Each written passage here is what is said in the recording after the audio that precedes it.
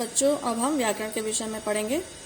जब हम बोलते हैं या लिखते हैं तो हमारी भाषा का शुद्ध होना आवश्यक है। तो बच्चों, जब भी हम कुछ बोलते हैं या फिर लिखते हैं तो हमारी भाषा का शुद्ध होना अति आवश्यक है या फिर ज़रूरी है।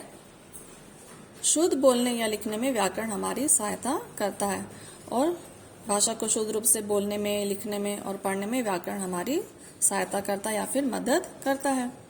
आइए अब हम इसकी परिभाषा पढ़ें।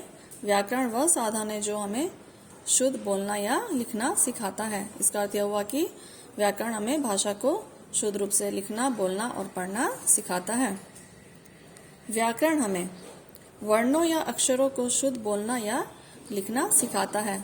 बच्चों, उदाहरण के लिए जैसे क, ट, ड ये सभी वर्ण हैं, तो इनका सही रूप से उच्चारण करना हमें व्याकरण सिखाता है। वर्णों को मिलाकर शब्द लिखने और बोलने का सही ढंग बताता है। उदाहरण के लिए जैसे क प्लस म प्लस ल, इन तीनों वर्णों को जोड़कर हमें क्या शब्द मिला?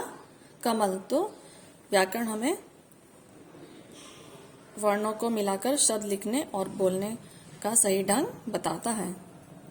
शब्दों को मिलाकर वाक्य लिखने और बोलने का सही ढंग बताता है। और जब हम शब्दों को मिलाकर जब हम वाक्य लिखते हैं तो उसे लिखने और बोलने का सही ढंग भी व्याकरण हमें बताता है। उदाहरण के लिए जैसे सीमा खाना खाता है।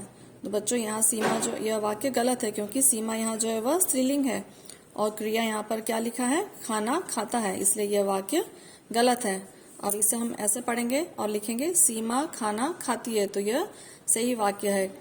ठीक है, तो व्याकरण हमें शब्दों को मिलाकर वाक्य बोलने और लिखने और पढ़ने का सही ढंग भी बताता है।